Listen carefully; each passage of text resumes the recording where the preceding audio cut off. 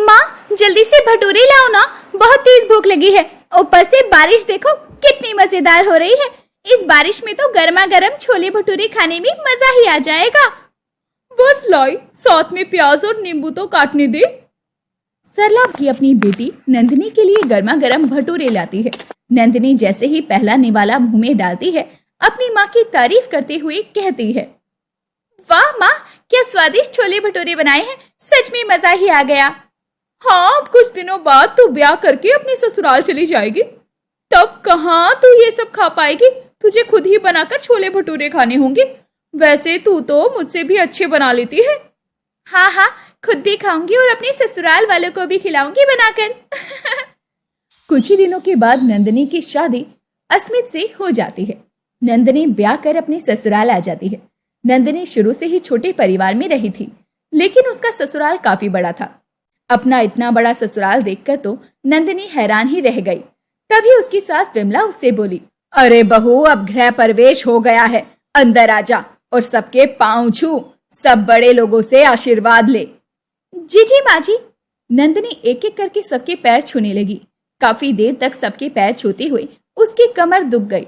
सबका आशीर्वाद लेकर वो अपने कमरे में पहुंची। हे भगवान, मेरा ससुराल तो काफी बड़ा है। ऐसा लग रहा है मानो लुधियाना, अंबाला, चंडीगढ़, सारा का सारा पंजाब इकट्ठा हो गया है। अगले दिन नंदिनी की अपने ससुराल में पहली रसोई होती है। उसकी जेठानी सुमन उसके पास आती है। नंदिनी, आज इस घर में तुम्हारी पहली रसोई है और आज हम सबको खाना तुम अकेले ही बनाकर खिलाओगी। अभी मेहमान भी यही हैं, तो जल्दी से कुछ बढ़िया सा बना दो हम सबके लिए। मामा, मामी, मौसी और बुआ जी कह रही हैं कि खाना खाकर वो चली जाएंगी, उनकी ट्रेन है। अब बताओ क्या बनाओगी? वैसे हम तुम्हारी पहली रसोई में कोई मदद नहीं कर सकते, तुम्हें सब खुद ही बनाना है। और हाँ, मीठे में भी कुछ बना लेना। लेकिन अब मैं इतने सारे लोगों के लिए क्या बनाऊं? हाँ, छोले भटूरे। बाहर बादलों की गड़गड़ाहट है, लगता है बारिश आने वाली है, और ऐसे मौसम में छोले भटूरे से अच्छा भला क्या ही होगा। हाँ, लेकिन याद रखना, पंजाबी खानदान में बहू बनकर आई हूँ, यहाँ सबकी डाइट अच्छी खासी होती है, तो कम से कम 1000 भटूरे तो तुम्हें बनाने ही पड़ेंगे। क्या 1000 भटूरे? नंदिनी ये सुनकर चौंक जाती है। फिर मैदा मंगवाकर सबके लिए छोले भटूरे बनाने लगती है। हे राम, ये कैसा रिवाज है कि कोई मदद भी नहीं करवा सकता। तभी बाहर से बुआ जी की आवाज आती है। अरे पुत्र, जल्दी जल्दी खाना लेकर आ जा, साडी ट्रेन दा वक्त हो रहा है। नंदिनी जल्दी जल्दी भटूरे बनाने लगती है। फिर सबको गर्मा गर्म परोसी जाती है। वाह, क्या स्वादिष्ट छोले भटूरे बनाए हैं नए बहू ने, मजा आ गया। अरे सच में बहू, क्या छोले भटूरे बनाए हैं तूने, मजा ही आ गया खाकर। अब जा और जाकर 4-5 और ले आ। जी बुआ जी, अभी लाती हूँ। नंदिनी रसोई में जाती है और भटूरे बनाकर लाती है। भटूरे खाकर मेहमान उसे शगुन देकर चले जाते हैं। फिर नंदिनी की सास कहती है, ला बहू, अब हम सबको भी भटूरे परोस दे। मेहमान तो बड़ी तारीफ करके गए हैं तेरी, अब हम भी जरा खाकर देखें। हाँ नंदिनी, तुम्हारे हाथों के बने भटूरों की तारीफ सुनकर तो अब हमसे भी नहीं रहा जा रहा। बस फिर क्या था, नंदिनी फिर से रसोई में जाकर सबके लिए गर्मा गर्म भटूरे बनाकर लेकर आती है। तभी बाहर अचानक बारिश शुरू हो जाती है और नंदिनी को अपने मायके के दिन याद आते हैं, जब उसकी माँ उसको गर्मा गर्म भटूरे परोसती थी। हाय, क्या दिन थे वो भी।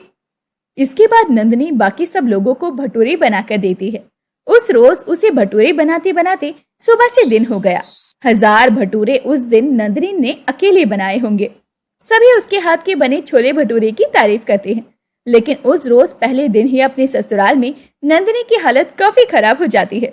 लेकिन ये तो बस शुरुआत थी। ऐसे ही एक रोज बाहर बारिश का मौसम था। अरे आज तो कितना सुहाना मौसम है और छुट्टी का दिन भी है, तो नंदिनी ऐसा करो, हम सबके लिए छोले भटूरे बना दो। हाँ भाभी, और पुदीने की चटनी और सलाद भी बना देना। ठीक है। नंदिनी बुरा सा मुंह बनाकर वहां से चली जाती है और रसोई में जाकर छोले भटूरे बनाने लगती है। तभी उसकी ननद रश्मि वहां पानी लेने आती है। उसे देखकर नंदिनी उससे कहती है, अरे दीदी, अच्छा हुआ आप आ गई। ये लीजिए, ये प्याज काट दीजिए, तब तक मैं मैदे का आटा लगा लेती हूँ। हाय भाभी, आप मुझे काम करने के लिए कह रही हो? अगर कहीं माँ ने सुन लिया ना तो हंगामा हो जाएगा और मेरे साथ साथ आपको भी डांट पड़ेगी। ये कहकर रश्मि वहां से चली जाती है।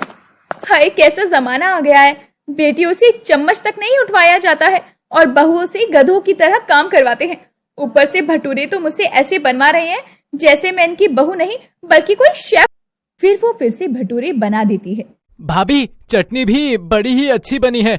अब आप हर बार जब भी छोले भटूरे बनाओ तो उसके साथ ये चटनी भी बना देना। हाँ, भटूरे की जिम्मेदारी क्या कम थी जो अब चटनी की जिम्मेदारी भी दी थी। पूरे 1000 भटूरे खा चुके हैं ये, तब भी इस पूरे कुनबे का पेट नहीं भरा है। पता नहीं कहां से हब्सी आ गए हैं।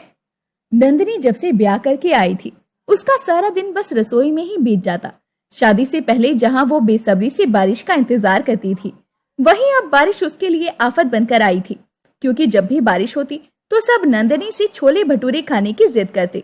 ऐसे ही एक रोज जब घर के सारे काम निपटाकर नंदिनी आराम करने के लिए अपने कमरे में जाती है तो उसकी सास उसे आवाज देती हुई कहती है, नंदिनी बहू, देखो तो तुमसे मिलने कौन आया है। ओफो, अब कौन आ गया मेरी जिंदगी में काम बढ़ाने के लिए। नंदिनी बाहर जाती है तो वहां जो कि उसकी सास की सहेलियां थी। ये मेरी सहेलियां हैं और तुमसे मिलने आई है। अरे कैसे हो बहू, हमने सुना है तुम बड़े स्वादिष्ट छोले भटूरे बनाते हो, खूब तारीफ कर रही थी तुम्हारी सास। चलो अब जल्दी से हमारे लिए भी छोले भटूरे बनाकर ले आओ। हे राम, माँ जी, काश आपने मेरी बुराई की होती तो कम से कम मैं थोड़ा आराम तो कर लेती। अब तो ऐसा लग रहा है कि छोले भटूरे का ढाबा ही खोल लूं, कम से कम वहां पर कुछ पैसे तो कमाऊंगी। नंदिनी एक बार फिर से गुस्से में रसोई में जाती है और छोले भटूरे बनाकर उन सबको खिलाती है। लेकिन लगातार रसोई में इतने घंटे चूल्हे के पास खड़े रहने से नंदिनी के शरीर में लाल लाल दाने निकल आते हैं। साथ ही उसकी आंखों में गर्मा गर्म तेल की छींटें भी गिर जाती है। अब तो मन कर रहा है सब कुछ छोड़कर अपने मायके चली जाऊं। ना जाने कब तक मुझे ये 1000 भटूरों का दर्द झेलना पड़ेगा। नंदिनी अब छोले भटूरे बनाकर थक चुकी थी।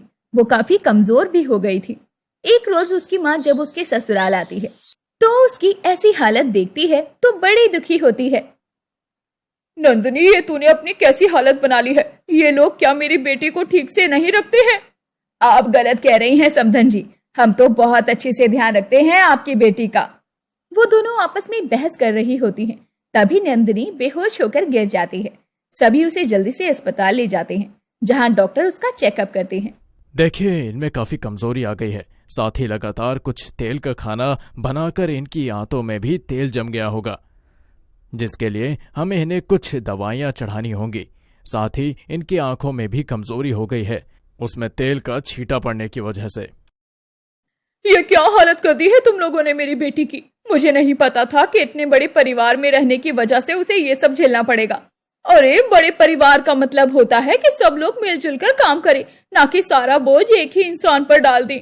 हमें माफ कर दो समधन जी, हमें नहीं पता था कि रसोई में इतनी देर काम करने की वजह से नंदिनी की ऐसी हालत हो जाएगी।